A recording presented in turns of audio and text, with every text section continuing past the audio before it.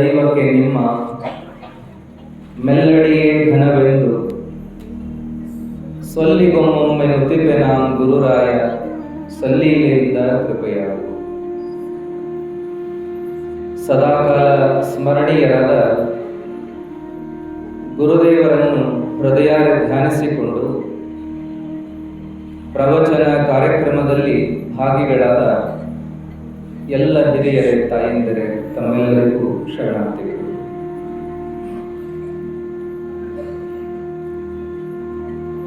ಶರಣರ ಮಹಿಮೆ ಅಪಾರವಾದುದು, ಅಪರೂಪವಾದುದು. ಅವರ ಮಹಿಮೆಯನ್ನ ಅವರಿರುವಾಗ ತಿಳ್ಕೊಳ್ಳಿಕ್ಕೆ ಸಾಧ್ಯವಾಗುವುದು. ಶರಣರ ಮಹಿಮೆ ಎಂಥದ್ದು ಅನ್ನೋದನ್ನ ಅವರ ಮರಣದಲ್ಲಿ ನೋಡು ಅನ್ನುವ ಮಾತನ್ನು ನಾವೆಲ್ಲ ಕೇಳಿದ್ದೀವಿ. ಅವರಿದ್ದಾಗ ಅವರ ಬಗ್ಗೆ ಎಷ್ಟು ಗೌರವ, ಆದರಗಳು, ಅಭಿಮಾನಗಳು ಇರ್ತಾವೋ ಅದಕ್ಕಿಂತಲೂ ಅವರು ಕಾಲವಾದ ಮೇಲೆ ಅವರ ಬಗ್ಗೆ ಅಪಾರವಾಗಿರುವಂಥ ಗೌರವ, ಅಭಿಮಾನಗಳು ಬೆಳೀತಕ್ಕಂಥದ್ದನ್ನು ನೋಡ್ತೀವಿ, ಕೇಳ್ತೀವಿ. ಸಾಮಾನ್ಯವಾಗಿ ನಾವೆಲ್ಲ ಗುರುತಿಸೋದೇ ಬಹಳ ಕಷ್ಟ. ನಾವು ಅವರು ನಮ್ಮಂಗೆ ಅಂತ ತಿಳ್ಕೊಂಡು ಬಿಡ್ತೀವಿ. ಅವರ ಅಂತರಂಗ ನಮಗೇನೂ ಕಾಣೋದಿಲ್ಲ. ಕಂಡಂಥ ಅವರ ದೇಹವನ್ನ, ಕಂಡಂಥ ಅವರ ನಡೆನುಡಿಯನ್ನ, ಊಟೋಪಚಾರಗಳನ್ನ, ಉಡುಗೆ ತೊಡುಗೆಗಳನ್ನ, ಇದನ್ನೇ ನಾವು ನೋಡ್ತಾ ನಂತರದಲ್ಲಿ ಏನೋ ಒಂದೊಂದು ಅವರ ಮಾತಾಗಲಿ ಅಥವಾ ಒಂದೊಂದು ನಡೆಯಾಗಲಿ ನಮಗೇನೋ ಪ್ರೇರಣೆ ಆದರೆ ಅವರ ಬಗ್ಗೆ ಭಕ್ತಿ ಬೆಳೆಸ್ಕೊಳ್ತೀವಿ. ಇಲ್ಲದೆ ಹೋದರೆ ನಾವೇನು ಅವರ ಸಮೀಪಕ್ಕೆ ಸುಳಿಯೋದಿಲ್ಲ. ಮೊನ್ನೆ ಮಂಡ್ಯದ ಪ್ರದೀಪ್ ಕುಮಾರ್ ಹೆಬ್ರಿ ಅವರ ಜೊತೆಗೆ ಮಾತನಾಡುವಾಗ ಮೊನ್ನೆ 2ನೇ ತಾರೀಕು ಸಿದ್ದೇಶ್ವರ ಸ್ವಾಮೀಜಿಯವರ ಕುರಿತಾದಂಥ ಅವರದೊಂದು ಕಾವ್ಯ ಬಿಡುಗಡೆ ಆಗ್ತಕ್ಕಂಥ ಒಂದು ಕಾರ್ಯಕ್ರಮ ಇತ್ತು. ಅದರ ಬಗ್ಗೆ ನಾವು ವಿಚಾರಿಸಿದಾಗ ಹೆಂಗಾಯ್ತಪ್ಪ ಕಾರ್ಯಕ್ರಮ, ಏನಾಯಿತು ಅಂತ ಕೇಳಿದಾಗ, ಕಾರ್ಯಕ್ರಮ ಏನೋ ಚೆನ್ನಾಗಾಯಿತು ಸ್ವಾಮೀಜಿ, ಆದರೆ ಒಂದೇನು ಅಂದರೆ ಸಿದ್ದೇಶ್ವರ ಸ್ವಾಮೀಜಿಯವರ ಪರಿಚಯ ನಮ್ಮ ಮಂಡ್ಯಕ್ಕೆ ಇಲ್ಲ ಅಂತನ್ನೋ ಮಾತನ್ನು ಅವರು ಹೇಳಿದರು. ಅವರ ಬಗ್ಗೆ ಗೊತ್ತೇ ಇಲ್ಲ. ಗೊತ್ತಾದದ್ದು ಯಾವಾಗ ಅಂದರೆ ಅವರು ಲಿಂಗೈಕ್ಯರಾದ ಮೇಲೆ TV ಪೇಪರ್ನಲ್ಲಿ ಬಂದಂತಹ ಪ್ರಸಂಗಗಳನ್ನು ನೋಡಿ, ವಿಚಾರಗಳನ್ನು ಕೇಳಿ ಗೊತ್ತಾದದ್ದೇ ವಿನಃ ಪೂರ್ವಾಪರವಾಗಿ ಅವರ ಬಗ್ಗೆ ಗೊತ್ತಿಲ್ಲ ಅನ್ನುವಂಥದ್ದು. ಸಹಜವಾಗಿ ಹಿಂಗಾಗ್ತದೆ. ಪ್ರಾರಂಭದಲ್ಲಿ ನಾವು ಹೇಳಿದ್ವಲ್ಲ, ಚನ್ನವೀರ ಶರಣರ ಪರಿಚಯ ಇಲ್ಲಿ ಯಾರಿಗೂ ಇಲ್ಲ, ಮತ್ತು ಇಲ್ಲಿರ್ತಕ್ಕಂಥ ಯಾವುದೋ ಮಹಾತ್ಮರ ಪರಿಚಯ ಆ ಭಾಗಕ್ಕೆ ಅವರಿಗೆ ಇರೋದಿಲ್ಲ. ಇದು ಸಹಜ. ಶರಣರು ಮಹಾತ್ಮರು ಅಂದ ಕೂಡಲೇ ಅವರೇನೋ ಜಗತ್ತೇ ನನ್ನದು ಅಂತ ಬಾಳಿದರೂ ಕೂಡ ಜಗದ ಕಲ್ಯಾಣಕ್ಕೆ ಅವರ ಜೀವನವನ್ನು ಮೀಸಲಾಗಿ ಇಟ್ಟಿದ್ರು ಕೂಡ ಜಗತ್ತಿಗೆಲ್ಲ ಅವರ ಪರಿಚಯ ಇರ್ತಾರೆ ಅಂತ ಹಂಗೇನಿಲ್ಲ. ಒಂದು ಭಾಗಕ್ಕೆ ಗೊತ್ತಿರೋರು ಒಂದು ಭಾಗಕ್ಕೆ ಗೊತ್ತಿರೋದಿಲ್ಲ. ಹಾಗಾಗಿ ಅವರ ಪರಿಚಯ, ಅವರ ಪ್ರಚಾರ ನೋಡಿ ಅವರು ದೊಡ್ಡವರು ಸಣ್ಣವರು ಅಂತ ನಾವು ಅಳಿಬಾರದು. ಅವರನ್ನು ದೇವರು ಆಯಾ ಭಾಗಕ್ಕೆ ಆಯಾ ಮಹಾತ್ಮರನ್ನು ಕಳಿಸಿ ಉದ್ಧಾರ ಮಾಡ್ತಾ ಇರ್ತಾನೆ, ಜಗತ್ ಕಲ್ಯಾಣ ಮಾಡ್ತಾ ಇರ್ತಾನೆ. ಹಾಗಾಗಿ ಆ ಭಾಗಕ್ಕವರು ಈ ಭಾಗಕ್ಕೆ ಇವರು ಬಂದು ಜನ ಕಲ್ಯಾಣ, ಸಮಾಜ ಕಲ್ಯಾಣವನ್ನು ಮಾಡ್ತಾ ಇರ್ತಾರೆ. ಹಾಗಾಗಿ ಅವರ ಪರಿಚಯ, ಅವರ ಪ್ರಚಾರಗಳನ್ನು ನೋಡಿ ಅವರನ್ನು ದೊಡ್ಡವರು ಸಣ್ಣವರು ಅಂತ ನಾವು ಅನ್ನುವ ಗೋಜಿಗೆ ಹೋಗಬಾರದು ಅನ್ನುವಂಥ. ನಿಜಕ್ಕೂ ಶರಣರು ಮಹಾತ್ಮರು ನಮಗೇನು ಅರ್ಥ ಆಕಾರ? ಬರೀ ನಾವು ಮೇಲ್ಮೇಲೆ ಅವರನ್ನು ನೋಡ್ಬೋದು. ಈಗಂತೂ ಏನಪ್ಪಾ ಅಂದರೆ ಲೌಕಿಕದ ವಿಚಾರದಂತೆ ಧಾರ್ಮಿಕ ವ್ಯಕ್ತಿಗಳನ್ನು, ಆಧ್ಯಾತ್ಮಿಕ ಜೀವಿಗಳನ್ನು ಕೂಡ ಅಳಿತಕ್ಕಂಥದ್ದು. ಅವರ ಉಡುಗೆ ತೊಡುಗೆಗಳಿಂದ, ಅವರ ಬೆಳ್ಳಿ ಬಂಗಾರ ಆಭರಣಗಳಿಂದ, ಅವರ ವಾಹನ ಬಂಗಲೆಗಳಿಂದ ಮಹಾತ್ಮರನ್ನು ಅಳೆಯಕತ್ತಾರೆ ಈಗೆಲ್ಲ. ಅವರು ಬಹಳ ದೊಡ್ಡವರು, ಇವರು ಬಹಳ ಚಿಕ್ಕವರು ಅಂತ ಅಳಿತಕ್ಕಂಥದ್ದು ಬಂದಿದೆ. ಇದಕ್ಕೇನು ಮಾಡ್ಲಿಕ್ಕೆ ಆಗೋದಿಲ್ಲ. ಕಾಲಾಯ ತಸ್ಮೈ ನಮಃ ಅನ್ನುವ ಮಾತು ಎಲ್ಲರಿಗೂ ಗೊತ್ತಾದ. ಆದರೆ ಮಹಾತ್ಮರ ಅಂತರಂಗವನ್ನ ನಾವು ತಿಳ್ಕೊಳ್ಳಿಕ್ಕೆ ಸಾಧ್ಯವಾಗದ ಕಾರಣಕ್ಕೆ ಅವರ ಬಹಿರಂಗದ ವ್ಯವಸ್ಥೆಯನ್ನು ನೋಡಿ ನಾವು ಅವರ ಭಕ್ತರಾಗಕ್ಕೆ, ಅವರ ಅಭಿಮಾನಿಗಳಾಗಕ್ಕೆ ಹೋಗ್ತೀವಿ. ಆದರೆ ನಿಜವಾಗಿಯೂ ಯಾರು ಅಧ್ಯಾತ್ಮ ಜೀವಿಗಳು ಇರ್ತಾರಲ್ಲ, ಅವರು ಯಾವ ಪ್ರಶಸ್ತಿ ಪದವಿಗಳಿಗೆ ಬಡಿದಾಡುವರಲ್ಲ, ಪ್ರಚಾರ ಪ್ರಸಿದ್ಧಿಯನ್ನ ಬಯಸವರಲ್ಲ. ಅವರು ಆನಂದವಾಗಿರ್ತಾರೆ. ಯಾರ್ಯಾರು ಬರ್ತಾರೋ ಅವರೆಲ್ಲರನ್ನು ಆತ್ಮೀಯವಾಗಿ ಕಾಣ್ತಾರೆ, ತಮ್ಮ ಆತ್ಮಾನುಭವವನ್ನು ಹೇಳ್ತಾರೆ, ಆತ್ಮ ಕಲ್ಯಾಣದ ದಾರಿಯನ್ನು ತೋರಿಸ್ತಾರೆ. ಇದು ಅವರು ಮಾಡೋ ಕೆಲಸ. ಆದರೆ ಇದನ್ನೆಲ್ಲ ನಾವು ದೊಡ್ಡ ಕೆಲಸ ಅಂತ ನಾವು ತಿಳ್ಕೊಳ್ಳೋದು. ಅವ್ರೇನ್ ಮಾಡ್ತಾರೆ, ಏನ್ರಿ ಎಲ್ಲ ಚಲೋ ಆಗ್ತದೆ ಹೋಗಿ ಬಾ ಅಂತಾರ, ಎಲ್ಲ ಒಳ್ಳೇದಾಕತಿ ಅಂತ ಹೇಳ್ತಾರೆ, ಎಲ್ಲರಿಗೂ ದೇವರದನಪ್ಪ, ದೇವರನ್ನು ನಂಬಿ ನಡೀರಿ ಅಂತ ಹೇಳ್ತಾರೆ. ಆ ತಿಟ್ಟ ಇನ್ನು ಮತ್ತೊಂದೇನು ಹೇಳೋದೇ ಇಲ್ಲ ಅವರು ಅಂತ ನಾವು ಅವರನ್ನ ಅಲಕ್ಷ್ಯ ಮಾಡ್ತೀವಿ. ಆದ್ರೆ ಮಹಾತ್ಮರನ್ನ ನಾವು ಹಂಗೆಲ್ಲ ಮಾಡೋದರಿಂದ ನಾವೇನು ಪಡ್ಕೊಳ್ಬೇಕಾಗಿರ್ತದ ಅವರಿಂದ ಅದನ್ನು ಕಳ್ಕೊಳ್ತೀವಿ. ಎಂಥೆಂಥವ್ರು ಆಗಿ ಹೋಗ್ಯಾರಂದ್ರೆ ಇವರೆಲ್ಲ ಮಹಾತ್ಮರ ಪರಿಚಯ ನಿಮಗೆ ಅಷ್ಟೋ ಎಷ್ಟೋ ಅದ. ಆದರೆ ಋಷಿ ಮುನಿಗಳ ಪರಿಚಯ ಯಾರಿಗದ? ಅವರ ಜೀವನ ಪರಿಚಯವೇ ಗೊತ್ತಿಲ್ಲ. ಏನೋ ಹೆಸರುಗಳನ್ನು ಒಂದಿಷ್ಟು ಕೇಳಬಹುದು, ಯಾರೋ ಬರೆದಿಟ್ಟ ಕಾರಣ. ಆದರೆ ಅವರ ಜೀವನದ ಚಿತ್ರಣ ನಮ್ಗೆ ಯಾರಿಗೂ ಗುರ್ತಿಲ್ಲ, ಪರಿಚಯ ಗುರ್ತಿಲ್ಲ. ಯಾರ್ದೋ ಒಬ್ಬರದೋ ಮತ್ತೊಬ್ಬರದೋ ಗೊತ್ತಿರಬಹುದು, ಆದರೆ ಇಡಿಯಾಗಿ ಅವರ ಪರಿಚಯ ನಮಗಿರ್ಲಿಕ್ಕಿಲ್ಲ. ಹಾಗಾಗಿ ಎಷ್ಟೋ ಜನ ಮಹಾತ್ಮರು ಗುಪ್ತವಾಗಿ ಬಾಳಿ ಹೋದರು. ಅವರನ್ನು ನಾವು ಮಹಾತ್ಮರಲ್ಲ ಅಂತ ಅನ್ನಕ್ಕೆ ಹೆಂಗೆ ಬರ್ತದ? ಇಂಥ ವಿಚಾರವಾಗಿ ಶರಣರು ಸಾಕಷ್ಟು ವಚನ ಹೇಳ್ಯಾರ. ಮರಕ್ಕೆ ಬಾಯಿ ಬೇರೆಂದು ತಳಕ್ಕೆ ನೀರೆರಗಡೆ ಮೇಲೆ ಪಲ್ಲವಿಸಿತ್ತು ನೋಡ, ಲಿಂಗದ ಬಾಯಿ ಜಂಗಮವೆಂದು ಕೊಡಿ ಪದಾರ್ಥವ ನೀಡಿದಡೆ ಮುಂದೆ ಸಕಲಾರ್ಥವ ನೀವನ್ನು. ಆ ಜಂಗಮ ಹರನೆಂದು ಕಂಡು ನರನೆಂದು ಭಾವಿಸಿದಡೆ ನರಕ ತಪ್ಪದು ಕಾಣ ಕುಡಲ ಸಂಗಮ ದೇವ ಅಂದರ. ನಡೆದು ಬಂದ ಜಂಗಮವ ಒಂದು ರೀತಿ ಕಂಡು, ಆನೆ ಕುದುರೆ ಸತ್ತಿಗೆಯ ಮೇಲೆ ಬರುವ ಜಂಗಮವ ಮತ್ತೊಂದು ರೀತಿಯಲ್ಲಿ ಕಾಣುವ ಭಕ್ತರನ್ನ ಬೈದ್ರು ಶರಣರು. ಇವರನ್ನ ಹಿಂಗ ಅವರನ್ನ ಹಂಗ ಕಂಡ್ರಿ ಅಂದ್ರೆ ನಾಯಕ ನರಕ ಅಂದರು.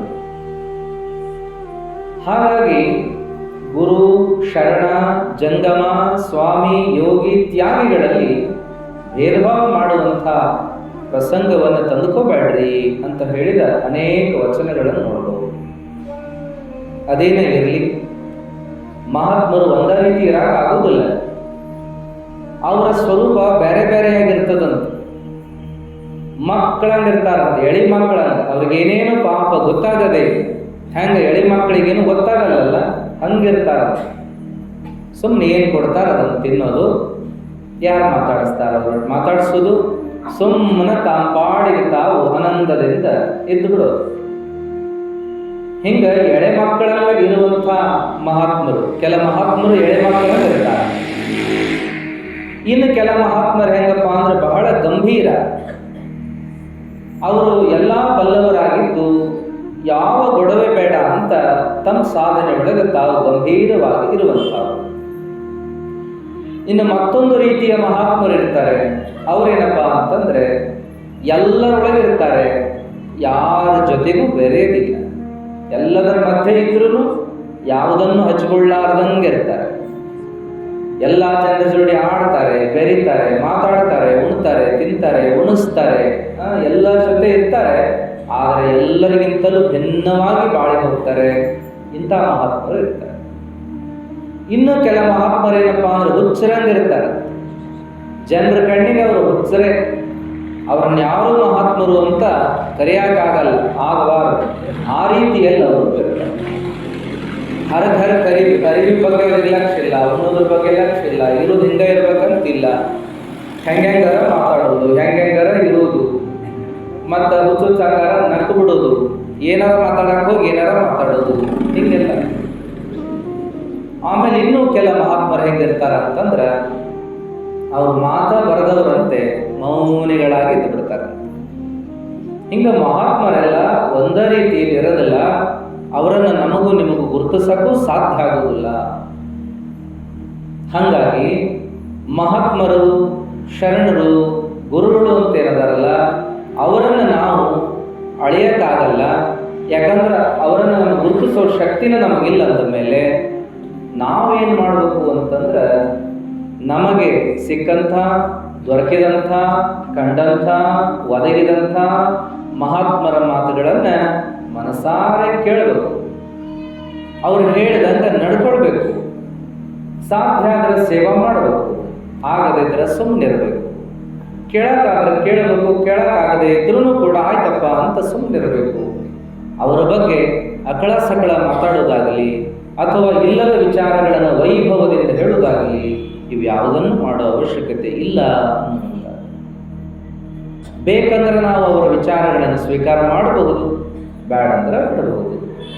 ಆದರೆ ವಿನಾಕಾರಣ ಅವರ ಬಗ್ಗೆ ಆಡಿಕೊಳ್ಳುವಂಥ, ಮಾತಾಡಿಕೊಳ್ಳುವಂಥ ಸಂದರ್ಭವನ್ನು ತಂದುಕೋಬಾರದು ಅನ್ನುವಂಥದ್ದು ಬಹಳ ಮುಖ್ಯ. ನಮ್ಮ ಚರಿತ್ರ ನಾಯಕರಾದಂಥ ಶರಣರು ಇವರು ಏನಪ್ಪ ಅಂದರೆ ಅದ್ವೈತಿಗಳಾಗಿದ್ದರು, ವೇದಾಂತಿಗಳಂಗಿದ್ರು, ಸಿದ್ಧಾರ್ಥಿಗಳಂಗಿದ್ರು, ಅಡವಿಸಿದ್ರು, ಕಾಡು ಸಿದ್ಧಗತೆ ಇದ್ರು. ಅವರೆಲ್ಲ ಮಾಡುವಂಥ ರೀತಿಯನ್ನು ನೋಡಿದ ಜನ, ಮನೆಯವರು ಇವರನ್ನೊಂದು ಒಳ್ಳೆ ಹಾದಿ ಹಚ್ಚಬೇಕಲ್ಲ. ಇವರು ಹಿಂಗಾದ್ರೆ ಯಾವ್ಯಾವುದೋ ದಾರಿ ಹಿಡ್ಕೊಂಡು ಹೋಗಿಬಿಡ್ತಾರ. ಅದಕ್ಕೆ ಇವರನ್ನ ಒಳ್ಳೆ ಗುರುಗಳ ಹತ್ರ ಕರ್ಕೊಂಡು ಹೋಗ್ಬೇಕು ಅಂತ ತೀರ್ಮಾನ ಮಾಡಿ ಎಲ್ಲಿಗೆ ಬರ್ತಾರ ಅಂದ್ರೆ ಕೊಪ್ಪಳಕ್ಕೆ ಬರ್ತಾರೆ.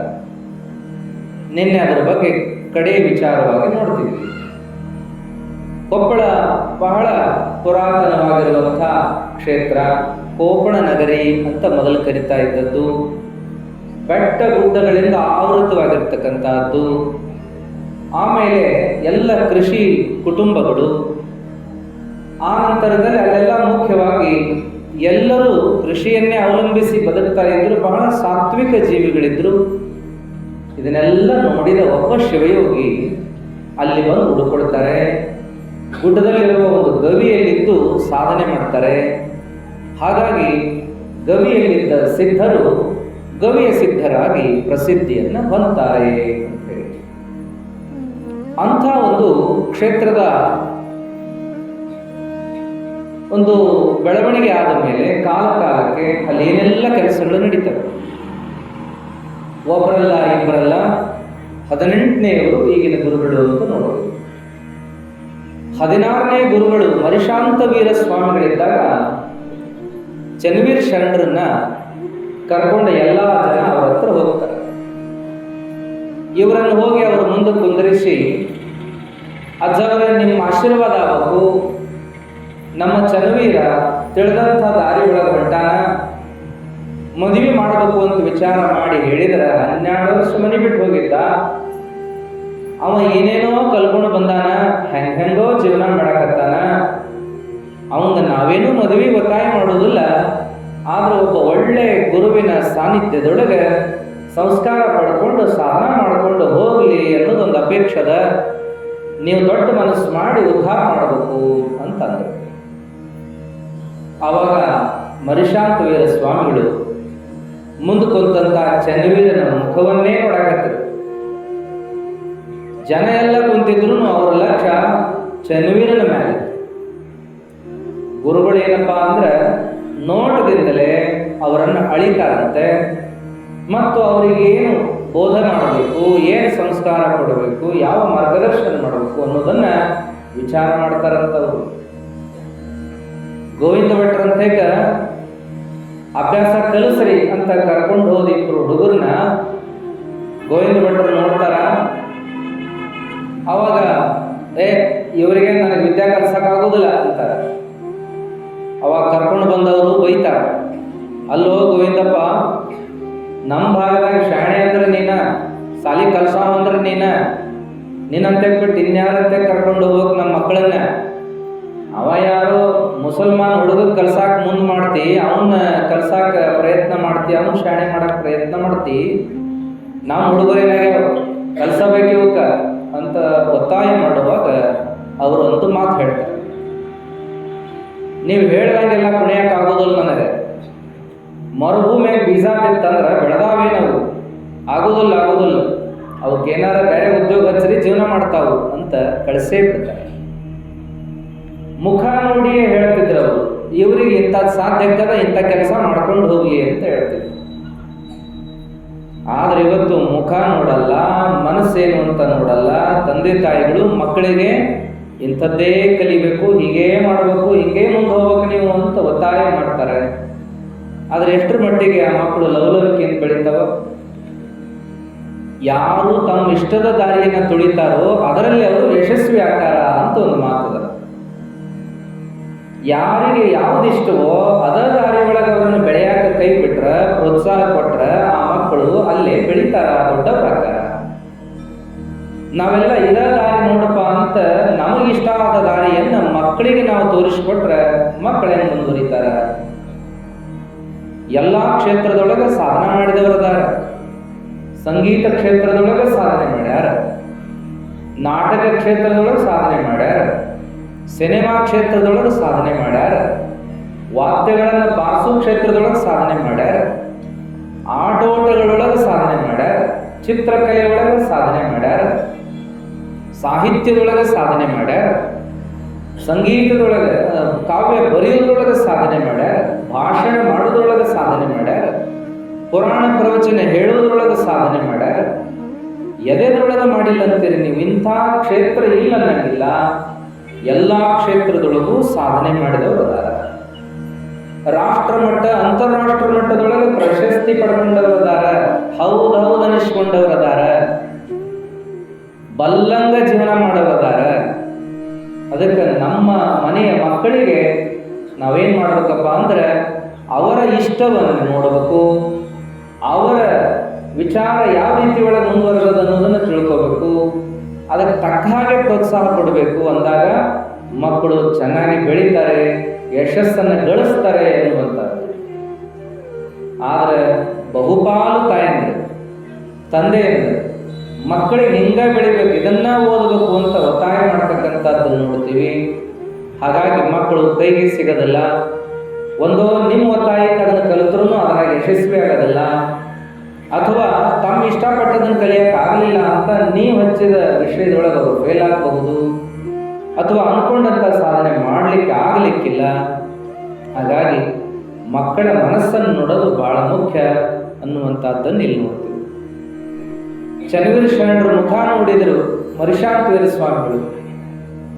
ಅದನ್ನು ಚಂದ ಬರೀತಾರೆ ಏನಂದ್ರೆ, ಆನೆ ಹೆಜ್ಜೆ ಇಡುವಾಗ ಮೊದಲ ನೆಲ ಘಟ್ಟದ ಇಲ್ಲೋ ಅಂತ ನೋಡ್ತದಂತ. ನೆಲ ಘಟ್ಟದ ಇಲ್ಲೋ, ನನ್ನ ಭಾರವನ್ನು ತಡಿತದಿಲ್ಲೋ ಅಂತ ನೋಡಿನೇ ಹೆಜ್ಜೆ ಇಡ್ತಾ ಹೋಗ್ತದ. ನೋಟ ಮಾತ್ರದಲ್ಲಿ ಹೆಜ್ಜೆ ಇಡುವ ಜಾಗೆಯನ್ನ ಗುರುತಿಸ್ಕೊಳ್ತಾ ಹೋಗ್ತದ ಅನ್ನುವಂಥ ಮಾತು. ಹಂಗ ಈ ಮನುಷ್ಯ ಯೋಗ್ಯದಾನಿಲ್ಲ ಅಂತ ಹೇಳಿ ದೃಷ್ಟಿ ಮಾತ್ರದಲ್ಲಿ ತಿಳ್ಕೊಂಡು ಆತನಿಗೆ ಬೋಧ ಮಾಡ್ತಾರೆ ಗುರುಗಳು. ಹಂಗ ಗುರುಗಳು ಬೋಧ ಮಾಡುವ ವಿಚಾರವನ್ನ ಒಬ್ಬರು ಬಹಳ ಚಂದ ಬರೀತಾರೆ. ನಾವು ಗುರುಗಳನ್ನ ಹುಡುಕಿಕೊಂಡು ಹೋಗುವ ಅವಶ್ಯಕತೆ ಇಲ್ಲ. ಗುರುಗಳು ನಾವಿದ್ದಲ್ಲಿಗೆ ಬರ್ತಾರೆ, ನಮಗೆ ಏನು ಹೇಳಬೇಕು ಅದನ್ನ ಹೇಳ್ತಾರ, ನಮಗೆ ಯಾವ ದಾರಿ ತೋರ್ಬೇಕು ಅದನ್ನು ತೋರ್ತಾರ, ಏನು ಆಶೀರ್ವಾದ ಮಾಡಬೇಕು ಮಾಡ್ತಾರ.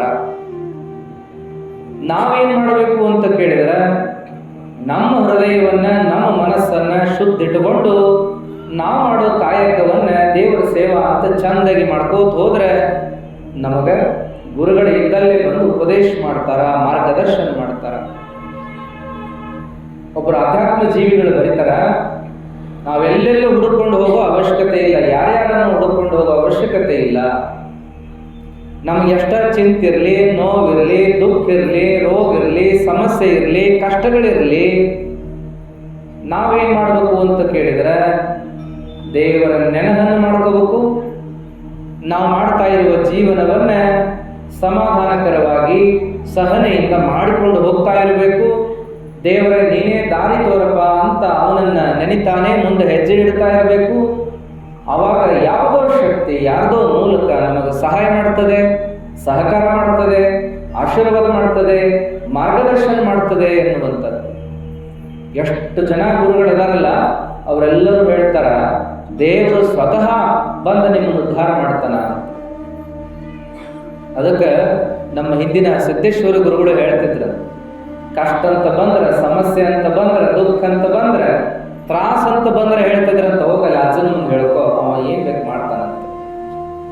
ಯಾವಾಗ ನೀವಾಗಿರಲ್ಲ ಅಂದಾಗ ನಾನು ಅವನ ಸೇವಾಕದೇನಪ್ಪ ಮಾರಾಯ, ಅವನ್ನ ಕೇಳ್ಕೊ, ಅವನ ಮೇಲೆ ಹಾಕ್ತಿದ್ರು. ಹಾಗೆ ಎಲ್ಲ ಮಹಾತ್ಮರು ತಮ್ಮ ತಮ್ಮ ಗುರುಗಳ ಮೇಲೆ ಹಾಕ್ತಿದ್ರು, ಆ ಭಾವವನ್ನು ಹಾಕ್ತಿದ್ರು. ಅವರಿಚ್ಛಾ ಅವರನ್ನು ಕೇಳ್ಕೊಳ್ರಿ, ಅವರ ಆಶೀರ್ವಾದ ಮಾಡ್ರಿ ಅಂತಿದ್ರು. ಹಾಗಾಗಿ ನಾವೆಲ್ಲರೂ ಕೂಡ ಅದನ್ನ ಮಾಡಬೇಕಾಗಿದೆ. ನಾವೇನ್ ಮಾಡ್ತೀವಿ ಅಂದ್ರೆ, ದುಃಖ ಆತು ಅಂದ್ರೆ ಹತ್ಕೋತ್ಕೊಂಡಿರ್ತೀವಿ, ತ್ರಾಸ ಆತು ಅಂದ್ರೆ ಹೇಳ್ಕೊಂತ ಹೋಗ್ತೀವಿ, ಹಳಹಳಿಸ್ತೀವಿ. ಕಷ್ಟಗಳು ಬಂದವು ಅಂತಂದ್ರೆ ನಾವು ಜೀವನ ಸಾಕು ಅನ್ನೋ ವಿಚಾರಕ್ಕೆ ಬರ್ತೀವಿ. ಸಮಸ್ಯೆಗಳು ಬಂದು ಸುತ್ತ ಕುತ್ಕೊಂಡು ಅಂದ್ರೆ ನಾವೆಲ್ಲ ಸತ್ನೇವ್ ಕೆಟ್ಟನೇವ್ ಅಂತ ಓಡಾಡ್ತೀವಿ, ಎಲ್ಲೆಲ್ಲೋ ಹೋಗ್ತೀವಿ, ಯಾರ್ಯಾರನೋ ಬೇಡ್ತೀವಿ, ಏನೇನೋ ಮಾಡ್ತೀವಿ. ಏನೂ ಮಾಡೋ ಅವಶ್ಯಕತೆ ಇಲ್ಲ. ನೀವು ಮಾಡೋ ಜೀವನವನ್ನು ಸಮಾಧಾನವಾಗಿ ಮಾಡ್ಕೊಂಡು ಹೋಗ್ರಿ. ಸಮಯ ಬರ್ತದ, ಆ ಸಮಯಕ್ಕೆ ಸರಿಯಾಗಿ ದೇವರು ನಮಗೆ ಯಾರ್ದೋ ಮೂಲಕ ಏನು ಹೇಳಬೇಕು ಹೇಳ್ತಾನ, ಏನು ಆಶೀರ್ವಾದ ಮಾಡಬೇಕು ಮಾಡ್ತಾನ ಅನ್ನುವಂಥದ್ದು ಆ ನಂಬಿಕೆ ನಮಗಿದ್ರೆ ಸಾಕು.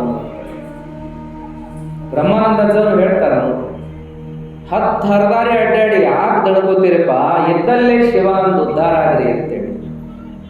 ನಾವೇನ್ ಮಾಡ್ಬೇಕಾಗಿದೆ? ಇದ್ದಲ್ಲೇ ಶಿವ ಅಂತ ಜೀವನ ಮಾಡ್ಕೊಂಡು ಉದ್ಧಾರ ಆಗ್ಬೇಕಾಗಿದೆ. ಆದ್ರೆ ನಮಗ ಸಮಾಧಾನ ಇಲ್ಲ. ನಮಗೆಲ್ಲ ಹೇಳ್ಕೊಂಡ್ರೆ ಸಮಾಧಾನ, ಕಷ್ಟಗಳು ಬಂದವು ಅಂದ್ರೆ ಹೇಳ್ಕೊಂಡ್ರೆ ಸಮಾಧಾನ, ಸಮಸ್ಯೆಗಳು ಬಂದಾಗ ಒತ್ತಾಡಿದ್ರೆ ಸಮಾಧಾನ, ಆಮೇಲೆ ಇನ್ನೇನೇನೋ ಬಂದಾಗ ಏನೇನೋ ಮಾಡಿದ್ರೆ ಸಮಾಧಾನ ಅಂತೀವಿ. ಹಂಗೆಲ್ಲ ಸಮಾಧಾನ ಸಿಗೋದಿಲ್ಲ. ಊರ್ ಬಿಟ್ಟು ಊರಿಗೆ ಹೋದ್ರೆ, ಕೆಲಸ ಬಿಟ್ಟು ಕೂತ್ಕೊಂಡ್ರೆ, ಊಟ ಬಿಟ್ಟು ಕೂತ್ಕೊಂಡ್ರೆ, ಆತಗೋತ ಕೂತ್ಕೊಂಡ್ರೆ, ಮಂದಿ ಮುಂದೆ ಹೇಳ್ಕೋತ ಹೋದ್ರೆ, ಅಥವಾ ಮನೆಯವ್ರನ್ನೆಲ್ಲ ಬೈಕೋತ ಹೋದ್ರೆ, ಅಥವಾ ನಮ್ಮ ಹಿರಿಯರನ್ನ ಬೈಕೋತ ಹೋದ್ರೆ, ಅಥವಾ ಇನ್ನೇನೇನೋ ದೇವ್ರನ್ನ ಬೈಕೋತ ಹೋದ್ರೆ ನಾವು ಏನೂ ಉದ್ಧಾರ ಆಗೋದಿಲ್ಲ. ಏನೋ ನಮ್ಮ ಜೀವನದೊಳಗೆ ಬಂದದ, ಇದನ್ನ ಅನುಭವಿಸ್ಬೇಕು ನಾವು. ಇದು ನಮ್ಮ ಜೀವನಪ್ಪ, ಇದನ್ನ ನಾವು ಮಾಡ್ಲೇಬೇಕು ಅನ್ನೋದಕ್ಕೆ ಬದ್ಧರಾಗಬೇಕು. ಇದು ನಮ್ಮ ಜೀವನ, ಇದನ್ನ ನಾವು ಮಾಡ್ಲೇಬೇಕು. ನಾವು ಇದನ್ನ ಪಡ್ಕೊಂಡು ಬಂದಿದ್ದೀವಿ, ಇದನ್ನ ಅನುಭವಿಸ್ಲೇಬೇಕು. ಇದು ನಮ್ಮ ಪಾಲಿಗೆ ಬಂದದ, ಇದನ್ನ ನಾವು ಸ್ವೀಕಾರ ಮಾಡಲೇಬೇಕು ಅನ್ನೋ ವಿಷಯಕ್ಕೆ ನಾವು ಬದ್ಧರಾದ್ರೆ ಯಾವ ಹಳಹಳಿ ಇಲ್ಲ, ಚಿಂತಿಲ್ಲ, ನೋವಿಲ್ಲ, ಆನಂದವಾಗಿ ಹೋಗ್ಬೋದು. ಅದಕ್ಕೆ ಆ ಕೆಲಸವನ್ನ ನಾವು ಮಾಡಬೇಕಾಗಿದೆ. ಇಲ್ಲೇನಾಯ್ತು ಅಂದ್ರೆ, ಗವಿಮಠದ ಸ್ವಾಮಿಗಳು ಚನ್ನವೀರ ಶರಣರನ್ನು ನೋಡಿ ಅವ್ರಿಗೆ ಏನಿಸ್ತು ಅಂದ್ರೆ, ಇನ್ನೂ ಸ್ವಲ್ಪ ಆತನಿಗೆ ಟೈಮ್ ಕೊಡಬೇಕು, ದೀಕ್ಷಾ ತಗೊಳಕ ಅಂತ ಹೇಳಿ ಅನಿಸ್ತು. ಹೆಂಗ್ರಿಪ್ಪ ಮತ್ತೆ ಏನಂತೀರಿ ಚನ್ನವೀರನ ಬಗ್ಗೆ ಅಂದಾಗ ಮಂದಿ ಇಲ್ರಿ ಭಾಳ ಧ್ಯಾನ ಮಾಡ್ತಾನಂದ್ರು, ಭಾಳ ಆಕ್ಟಿವ್ ಅದಾನ್ರಿ, ಭಾಳ ಹುರುಪ ಉತ್ಸಾಹದ ಮನುಷ್ಯ ಅಂದ್ರು. ಇನ್ಯಾರೋ ಓದ್ತಾನ್ರಿ ಅಂದ್ರೆ, ಇನ್ಯಾರೋ ಪುರಾಣ ಹೇಳ್ತಾನ್ರಿ ಅಂದ್ರು, ಇನ್ಯಾರೋ ಏನೇನೋ ಒಂದೊಂದು ವಿಚಾರ ಹೇಳಿದಂಗ. ಇನ್ನು ಕೆಲವರು ಏನು ಹೇಳಿದ್ರು ಅಂದ್ರೆ, ಭಾಳ ಚಾ ಕುಡಿತಾನ್ರಿ, ಮತ್ತು ಬೀಡಿ ಸೇರ್ತಾನ್ರಿ, ಇದು ಮಾತ್ರ ಭಾಳ ಕೆಟ್ಟದ್ದು, ಅದನ್ನು ಬಿಡಿಸ್ಬೇಕು ನೋಡ್ರಿ.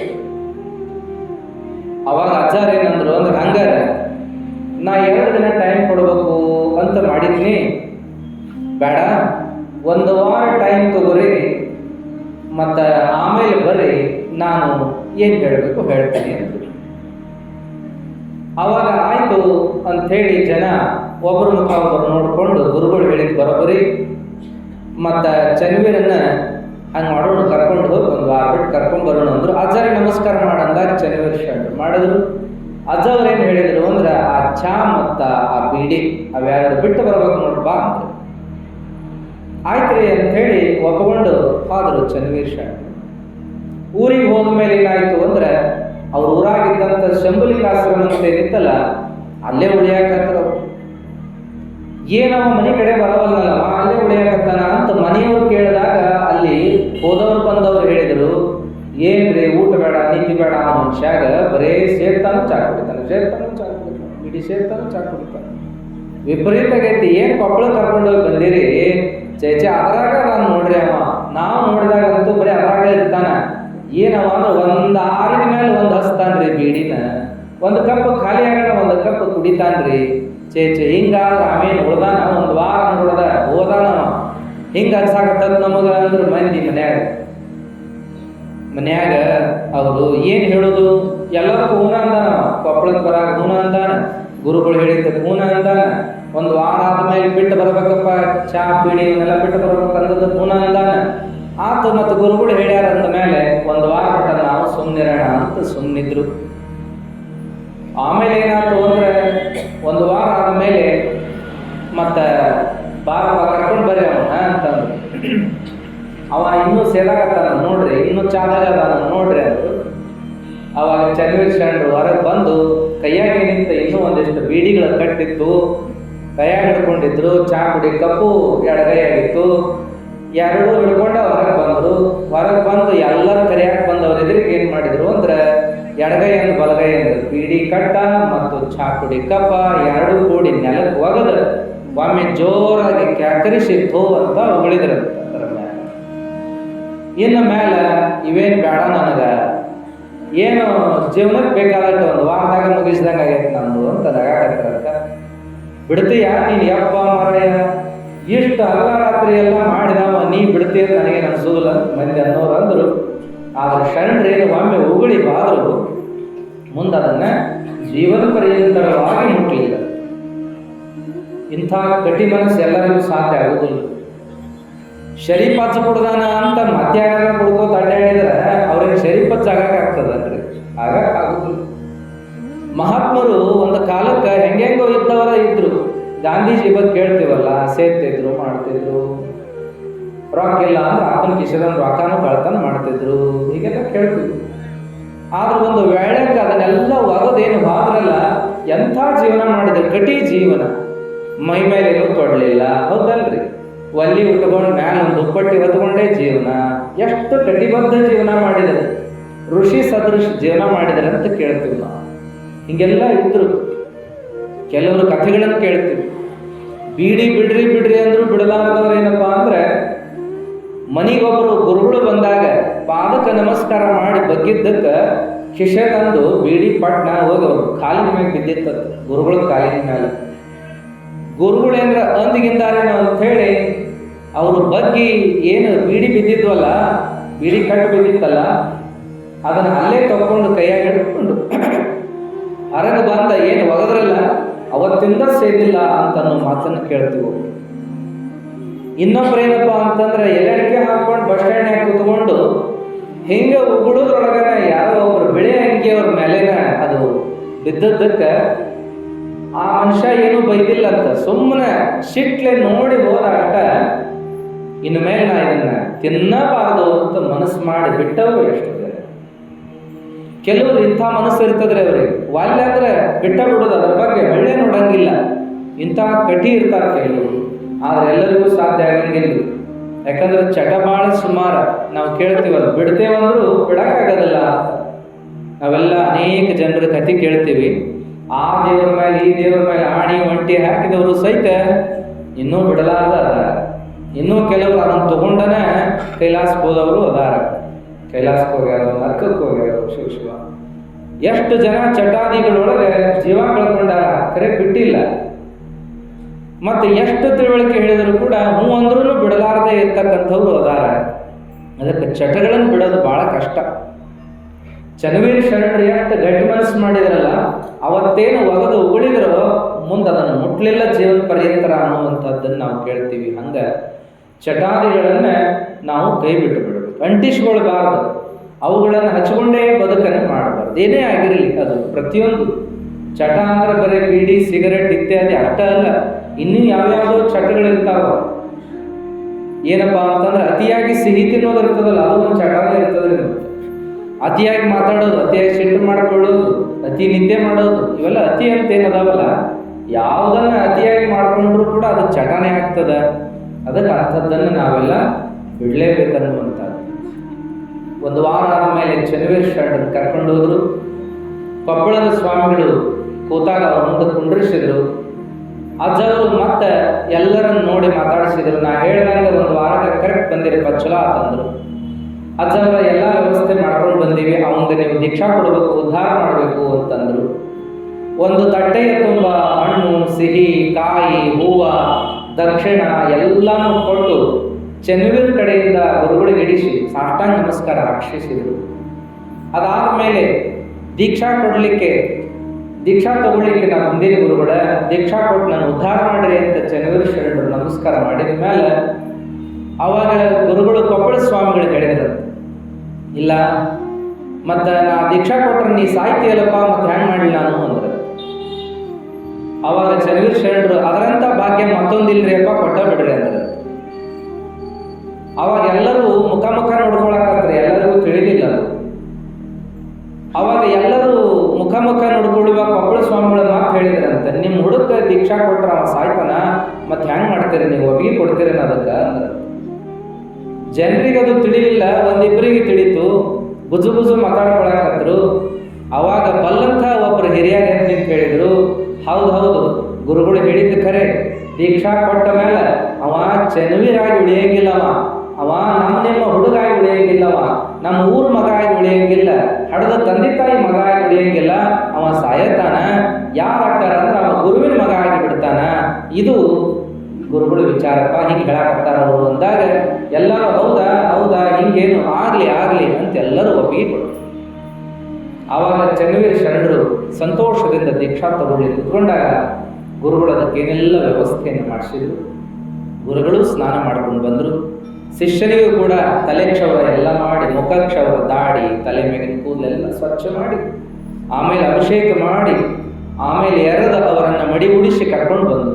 ಗುರುಗಳು ಆಸನದ ಮೇಲೆ ಕೂತಿದ್ರು. ಆಮೇಲೆ ಮಂತ್ರ ಘೋಷವನ್ನು ಹೇಳ್ತಾ ಇದ್ರು. ಮುಂದೆ ಶಿಷ್ಯನ ಕರ್ಕೊಂಡು ಬಂದು ಸಾಷ್ಟಾಂಗ ನಮಸ್ಕಾರ ಹಾಕಿ ಕುಂಡ್ರಿಸಿದ್ರು.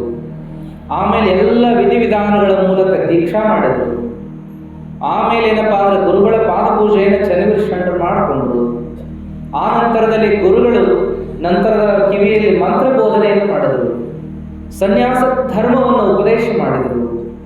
ಆಮೇಲೆ ಅವರಿಗೆ ಕೊಡಬೇಕಾಗಿರ್ತಕ್ಕಂಥ ದಂಡ ಏನದಾವಲ್ಲ, ಮೊದಲು ತಲೆಯಲ್ಲಿ ರುಮಾಲು, ಆಮೇಲೆ ಕೊರಳಲ್ಲಿ ಲಿಂಗ, ರುದ್ರಾಕ್ಷಿ, ಕೈಲಿ ಏನಪ್ಪಾ ಅಂದ್ರೆ ಬೆತ್ತ, ಹೆಗಲಿಗೊಂದು ಭಿಕ್ಷೆಯನ್ನು ಬೇಡಲಿಕ್ಕೆ ಜೋಳಿಗೆ, ಧರ್ಮ ಗ್ರಂಥ, ಪಾದಕ್ಕೆ ಹಾಕ್ಲಿಕ್ಕೆ ಆವುಗೆ, ಇದೆಲ್ಲ ಕೊಟ್ಟು ಇವ ನಿನ್ನ ಆಸ್ತಿ ನೋಡಪ್ಪ, ಇದನ್ನು ಬಿಟ್ರೆ ಇನ್ಯಾವ ಆಸ್ತಿ ನಿನ್ನದಲ್ಲ ಅಂತ ಹೇಳಿದರು. ಶರಣರು ಆಗ್ಲಿಯಪ್ಪ ಅಂತಂದರು. ಮತ್ತು ಧರ್ಮದ ದಾರಿಗೆ ನಿನಗೆ ಹೇಳಿನಿ, ಅದರಂತೆ ನಡ್ಕೊಂಡು ಹೋಗಪ್ಪ, ಇದ ನನ್ನ ಆಶೀರ್ವಾದ ಅಂತರು. ಆಗ್ಲಿ ಅಂತ ಹೇಳಿದರು. ಶರಣರು ದೀಕ್ಷಾ ತಗೊಂಡು ಉದ್ಧಾರ ಆದೆ ಅಂತ ತಿಳ್ಕೊಂಡು ಗುರುಗಳಿಗೆ ಸಾಷ್ಟಾಂಗ ಹಾಕಿದರು. ನೀನು ಸ್ವಾಮಿನೂ ಅಲ್ಲ, ನೀನೇನಪ್ಪ ಅಂತಂದ್ರೆ ವೇದಾಂತಿಯೂ ಅಲ್ಲ, ನೀನು ಶರಣನಾಗಿ ಮುಂದುವರಿ. ಗುರು ಮಾರ್ಗವೂ ಅಲ್ಲ, ಜಂಗಮ ಮಾರ್ಗ ವಿರಕ್ತ ಮಾರ್ಗವೂ ಅಲ್ಲ, ವೇದಾಂತ ಮಾರ್ಗವೂ ಅಲ್ಲ, ಸಿದ್ಧಾಂತ ಮಾರ್ಗವೂ ಅಲ್ಲ, ಎಲ್ಲದರ ಮಧ್ಯದ ಶರಣ ಮಾರ್ಗವನ್ನು ನೀನು ಅನುಸರಣೆ ಮಾಡು ಅಂತ ಗುರುಗಳು ಹೇಳಿದರು. ಯಾಕಂದ್ರೆ ಅವರು ನೋಡಿದ್ರು ಈ ಧರ್ಮದೊಳಗೂ ಅನೇಕ ಭೇದಗಳದಾವೆ. ಹೆಂಗ ಸಮಾಜದಾಗ ಜಾತಿ ಭೇದ ಐತಲ್ಲ, ಮುಂದೆ ಹೆಂಗ ರಾಜಕೀಯದೊಳಗೆ ಪಕ್ಷ ಭೇದ ಅದಲ್ಲ, ಹಂಗ ಧರ್ಮದೊಳಗೆ ಏನೈತಿ ಅಂದ್ರೆ ಇಲ್ಲಿ ಸಂಪ್ರದಾಯ ಭೇದಗಳದಾವ. ಗುರುವರ್ಗ, ವಿರಕ್ತ ವರ್ಗ, ಆಮೇಲೆ ಆರೂಢ ವರ್ಗ ಅಂದ್ರೆ ವೇದಾಂತ ವರ್ಗ, ಅದ್ವೈತ ಪರಂಪರೆ ಅಂತಾರ, ಸಂಪ್ರದಾಯ ಅಂತಾರ. ಆಮೇಲೆ ಏನಪ್ಪ ಮತ್ತೆ ಅದರೊಳಗೆ ಬೇರೆ ಅದಾವ್ರಿ. ಇವೆಲ್ಲವನ್ನು ನಾವು ನೋಡ್ತಾ ಹೋಗ್ತೀವಿ ಸಮಾಜದೊಳಗೆ. ಅದಕ್ಕೆ ಇವ್ರು ಏನು ಮಾಡಿದರು ಅಂದರೆ ಶರಣರಿಗೆ ಹೇಳಿದರು, ಎಲ್ಲರ ಮಧ್ಯದೊಳಗೆ ಬದುಕುವಂಥ ಶರಣ ಮಾರ್ಗವನ್ನು ಹಿಡಿದು ಬಿಡುವಂತ ಅವರಿಗೆ ಶರಣ ಶರಣ ಅಂತ ಕರೆಯಾಕತ್ರು. ಚನ್ನವೀರ ಶರಣರು ಅಂತ ನಾಮಕರಣ ಮಾಡಿದರು ಅನ್ನುವಂಥದ್ದನ್ನು ನೋಡ್ತೀವಿ. ವೇದ ವೇದಾಂತಗಳಿಂದ ಸಿದ್ಧ ಸಿದ್ಧಾಂತಗಳಿಂದ ತಿಳಿಯುವುದು ಒಂದೇ ಭೇದ, ಅರಿದಲ್ಲಿ ಮಲಕ್ಕೆ ಹೊರಗು, ಮರದಲ್ಲಿ ಮಲಕ್ಕೆ ಒಳಗು ಅನ್ನುವಂಥ ಶರಣರ ಮಾತನ್ನು ಕೇಳ್ತೀವಿ. ಏನೇ ಇರಲಿ, ಯಾವ ತತ್ವನೇ ಇರಲಿ, ಯಾವ ಸಿದ್ಧಾಂತನೇ ಇರಲಿ, ಏನು ಮಾಡೋದು ತಗೊಂಡು ನಾವೇನು ಮಾಡೋದು? ಅರಿದಲ್ಲಿ ಮಲಕ್ಕೆ ಹೊರಗು, ಮರದಲ್ಲಿ ಮಲಕ್ಕೆ ಒಳಗು, ಇಷ್ಟ ನೋಡ್ರಿ ಅಂತ ಹೇಳ್ತೀವಿ. ವೇದಾಂತನರಿರಲಿ, ಸಿದ್ಧಾಂತನರಿರಲಿ, ನಾವು ನಮ್ಮನ್ನು ತಿಳ್ಕೊಂಡ್ರೆ ಮುಕ್ತ ಆಗ್ತೀವಿ, ನಾವು ನಮ್ಮನ್ನು ಮರೆತರೆ ಭವಿಗಳಾಗಿ ಮತ್ತೆ ಹುಡುಕ್ತೀವಿ ಅನ್ನೋದೇ ಎಲ್ಲ ಧರ್ಮಗಳ ಸಾರ, ಎಲ್ಲ ತತ್ವಗಳ ಸಾರ. ಹಾಗಾಗಿ ನಿಮ್ಮನ್ನು ನೀವು ತಿಳಿಯುವ ಪ್ರಯತ್ನ ಮಾಡ್ರಿ ಸಾಕು ಅನ್ನುವಂಥ ವಿಚಾರವನ್ನು ಹೇಳ್ತಾ ಬಂದಾರ. ಆದರೂ ಇವತ್ತಿನ ಕಾಲಕ್ಕೂ ಕೂಡ ಹೋಗವರು ಅವರು ಗುರುವರ್ಗದವ್ರಿ, ಇವರು ವಿರಕ್ತ ವರ್ಗದವ್ರಿ, ಇವರು ಆರೂಢರ್ರಿ, ಇವರು ವೇದಾಂತಿಗಳ್ರಿ, ಇವರು ಅದ್ವೈತಿಗಳ್ರಿ, ನಮ್ದು ಈ ಸಂಪ್ರದಾಯ ರೀ, ಅವ್ರದ್ದು ಆ ಸಂಪ್ರದಾಯ ರೀ. ಇಷ್ಟು ಹುಚ್ಚು ಅಂದ್ರೆ ಜನರಿಗೆ ಹುಚ್ಚಲ್ರಿ, ಜನರಿಗೆ ತಿಳುವಳಿಕೆ ಇಲ್ಲ ಅನ್ಕೋಬಹುದು ನಾವು. ಆದ್ರೆ ಈ ಹುಚ್ಚ ಗುರುಗಳಿಗೆ ಹತ್ತಿ ಬಿಟ್ಟದ, ಇದೆಲ್ಲ ಹುಚ್ಚು ಅವರೊಳಗೆ ತುಂಬಿಬಿಟ್ಟದ. ಭೇದ ಭಾವ ದೃಷ್ಟಿಗಳು ಅವರೊಳಗೆ ತುಂಬಿಕೊಂಡ್ಬಿಟ್ಟ. ಮತ್ತೆ ನೀವು ಸನ್ಯಾಸಿಗಳಲ್ರಿ ಅಂತ ಹೇಳಿದ್ರೆ, ನಾವು ಸನ್ಯಾಸಿಗಳಲ್ಲ, ನಾವು ವಿರಕ್ತರು ಅಂತ ಹೇಳ್ತಾರೆ. ಸನ್ಯಾಸ ಅಂದ್ರೆ ಏನು? ಎಲ್ಲವನ್ನ ತ್ಯಾಗ ಮಾಡಿದವ. ವಿರಕ್ತ ಅಂದ್ರೆ ಏನು? ಯಾವುದಕ್ಕೂ ಅಂಟಿಗೊಳ್ಳಾದ ವಿರಾಮ ಅಂತ. ಸುಮ್ಮನೆ ಶಬ್ದಗಳಿಗೆ ಬಡದಾಡ್ತಾರೆ ಎಲ್ಲರೂ, ಅದರ ಅವಶ್ಯಕತೆ ಇಲ್ಲ ಅನ್ನುವಂಥದ್ದನ್ನ ಜನರಿಗೆ ಹೇಳಬೇಕಾದವರು, ಭೇದ ಬುದ್ಧಿಯನ್ನು ಬಿಡಿಸಬೇಕಾದವರು ಇವರೇ ಸಮಸ್ಯೆಗಳನ್ನು ನಿರ್ಮಾಣ ಮಾಡುವಂಥವ್ರು ಆಗಿಬಿಟ್ಟಾರೆ. ಇನ್ನೂ ಕೆಲವೇನಪ್ಪಾ ಅಂದ್ರೆ, ರಾಜ ಮಹಾರಾಜರ ಕಾಲ ಹೋಗೈತಂತ ನಾವು ತಿಳ್ಕೊಂಡ್ರೆ ಹೋಗಿಲ್ಲದು ಇನ್ನೂ ಅಸ್ತಿತ್ವದೊಳಗೆ ಐತಿ ಅಂತ ನಮಗೆ ಅನ್ಸಾಕತ್ತು. ಯಾಕಂದ್ರೆ ದೊಡ್ಡ ದೊಡ್ಡ ಪಟ್ಟಾಧಿಕಾರ, ಮಠಾಧಿಕಾರ ಅನ್ನೋ ಕಾರ್ಯಕ್ರಮದೊಳಗೆ ನಾವು ಭಾಗವಹಿಸಿದ ಮೇಲೆ ಅವರವರನ್ನ ಮಾತಾಡಿಸ್ಲಿಕ್ಕೆ ಹೋದಾಗೆಲ್ಲ ನೋಡ್ತಕ್ಕಂಥ ಸಂದರ್ಭ ಬಂದಾಗ ನಮಗನಿಸ್ತು. ಅದಕ್ಕೆ ನಾವು ಅದನ್ನು ಬರಿತಾ ಹೋದ್ವೇನಪ್ಪ ಅಂದ್ರೆ, ನಾವು ಈ ಕಾಲಕ್ಕೆ ಗುರುಗಳನ್ನು ನೋಡ್ಲಿಕ್ಕಾಗವಲ್ದು. ಗುರುಗಳನ್ನು ನೋಡಬೇಕು ಅಂತ ಹೋದ್ರೆ ರಾಜರು ಕಂಡರು, ಮಹಾರಾಜರು ಕಂಡರು. ಗುರುಗಳನ್ನು ನೋಡಬೇಕು ಅಂತ ಹೋದ್ರೆ ವ್ಯವಸ್ಥೆ ಕಂಡಿತು, ವ್ಯವಸ್ಥಾಪಕರು ಕಂಡರು. ಗುರುಗಳನ್ನು ನೋಡಬೇಕು ಅಂತ ಹೋದ್ರೆ ಓದವರು ಕಂಡ್ರು, ಬರೆಯವರು ಕಂಡ್ರು. ಗುರುಗಳನ್ನು ನೋಡಕ್ ಹೋದ್ರೆ ಆಡವರು ಕಂಡ್ರು, ಮಾತಾಡೋರು ಕಂಡ್ರು. ಗುರುಗಳನ್ನು ನೋಡಕ್ ಹೋದ್ರೆ ಬರೆಯವರು ಕಂಡ್ರು, ಬರೆದವರಿಗೆ ಸನ್ಮಾನ ಮಾಡ್ಕೋತ ಹೋಗೋರು ಕಂಡ್ರು. ಗುರುಗಳನ್ನು ನೋಡಕ್ ಹೋದ್ರೆ ಕೃಷಿ ಮಾಡೋರು ಕಂಡ್ರು, ಪಶು ಸಂಗೋಪನ ಮಾಡೋರು ಕಂಡ್ರು. ಗುರುಗಳಂತ ನೋಡಕ್ ಹೋದ್ರೆ ನಮಗೆ ಯಾರ್ಯಾರೋ ಕಾಣ ಸಿಕ್ಕರೆ ವಿನಃ ಗುರುಗಳು ಕಾಣ ಬರಲಿಲ್ಲ, ಕಾಣ ಸಿಗಲಿಲ್ಲ ಅನ್ನುವಂಥ.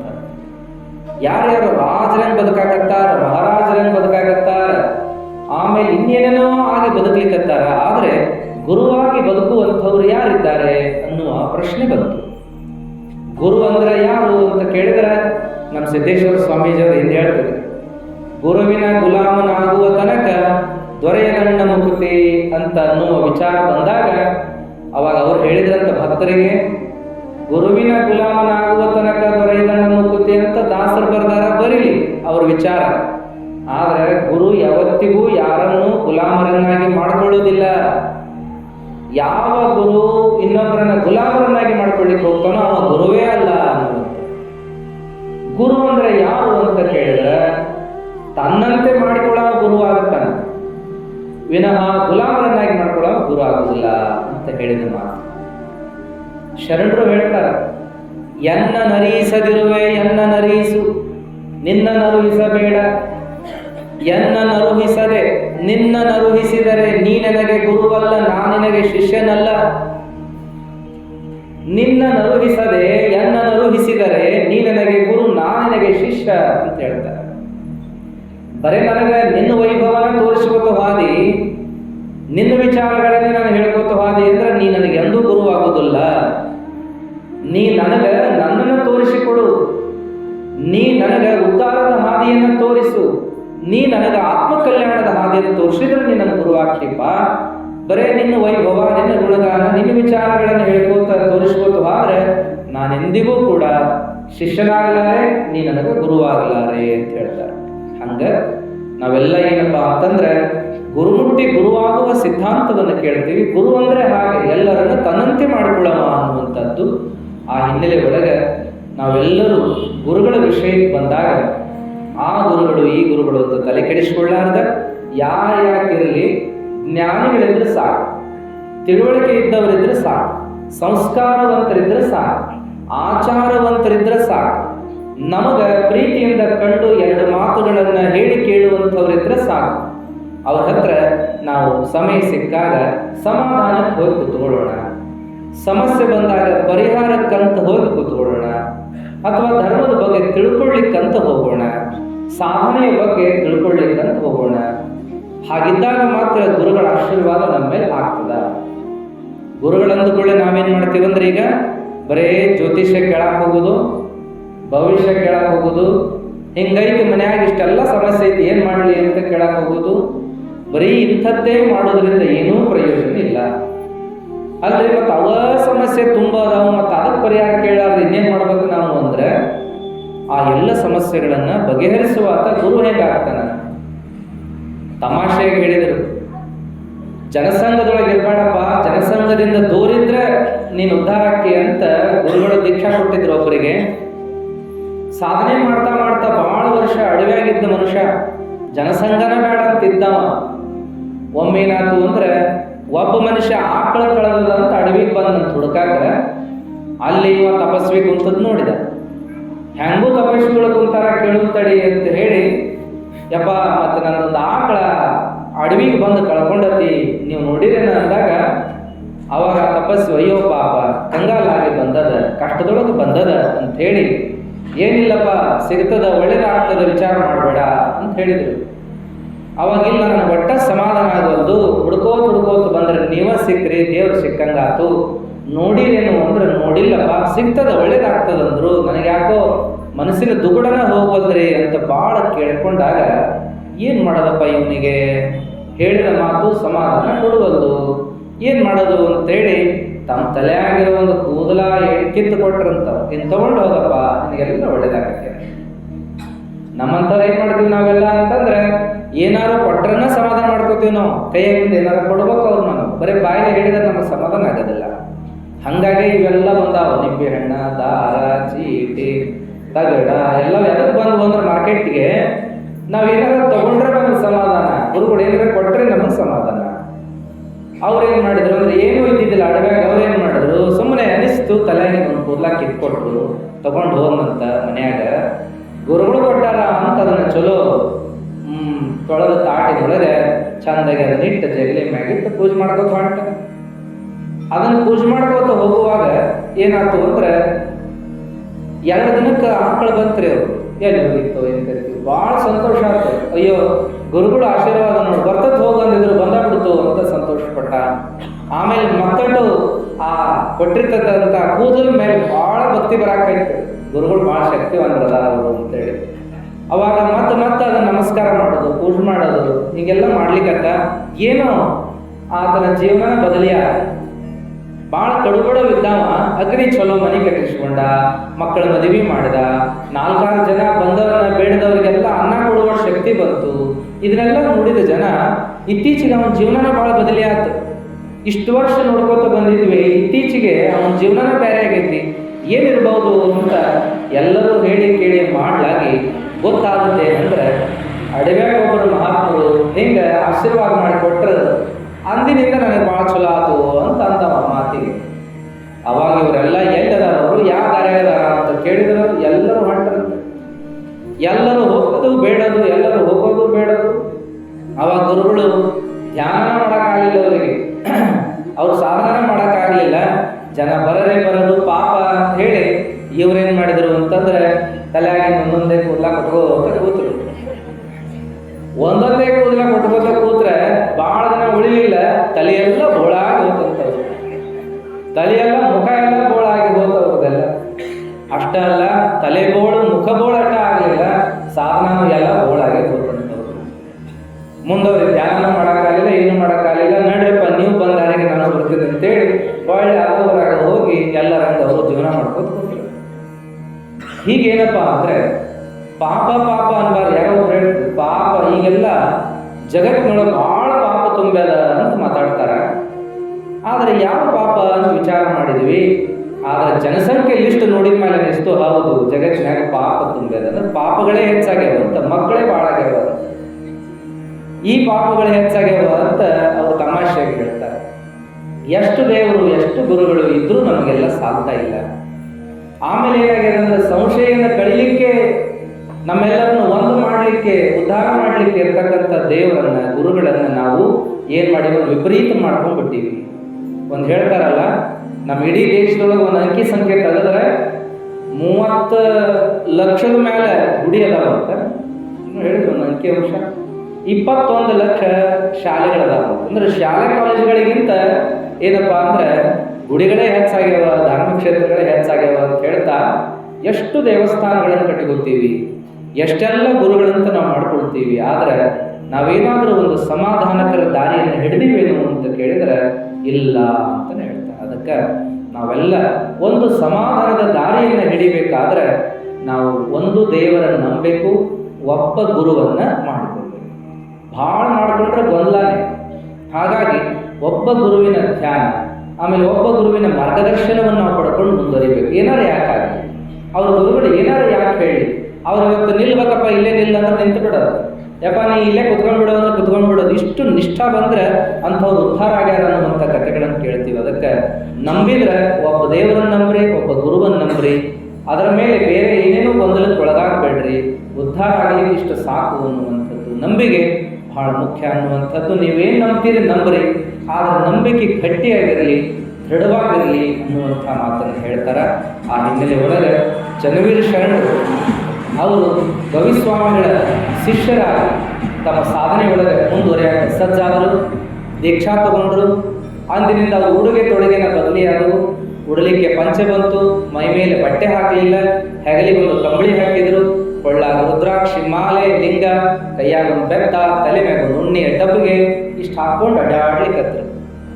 ಮತ್ತು ಅಂದಿನಿಂದ ಎಷ್ಟು ನಿಯಮಿತ ಜೀವನ ಮಾಡಿದ್ರು ಅಂದ್ರೆ ಅವರ ಜೀವನವನ್ನು ನೋಡ್ತಾ ಅವರ ಪವಾಡಗಳು ಬಹಳ ಅದ್ಭುತವಾದ ಪವಾಡಗಳು. ಶರಣರ ಪವಾಡಗಳು ಒಂದೇ ಎರಡೇ. ಸತ್ತವರನ್ನು ಬದುಕಿಸಿದ, ಆಮೇಲೆ ಏನಪ್ಪಾ ಅಂದ್ರೆ ಏನೋ ನೀರನ್ನ ತೀರ್ಥವನ್ನಾಗಿ ಮಾಡಿದ್ದು, ತೀರ್ಥವನ್ನು ಔಷಧಿಯನ್ನಾಗಿ ಮಾಡಿದ್ದು, ಔಷಧಿಯನ್ನು ಅಮೃತವನ್ನಾಗಿ ಮಾಡಿರ್ತಕ್ಕಂಥ ಅನೇಕ ಪ್ರಸಂಗಗಳು, ಮತ್ತು ಸಾಮಾನ್ಯನನ್ನು ಶ್ರೀಮಂತನನ್ನಾಗಿ ಮಾಡಿರ್ತಕ್ಕಂಥ, ಇಲ್ಲದ ವಿಚಾರಗಳನ್ನೆಲ್ಲ ತಂದಿಟ್ಟು ಅದನ್ನು ಹೌದನ್ನುವಂತೆ ಮಾಡಿದಂಥ ಅನೇಕ ಪ್ರಸಂಗಗಳು ಬರ್ತವೆ. ನಾಳೆಯಿಂದ ಪೂರ್ಣ ಅವರ ಪವಾಡಗಳೇ.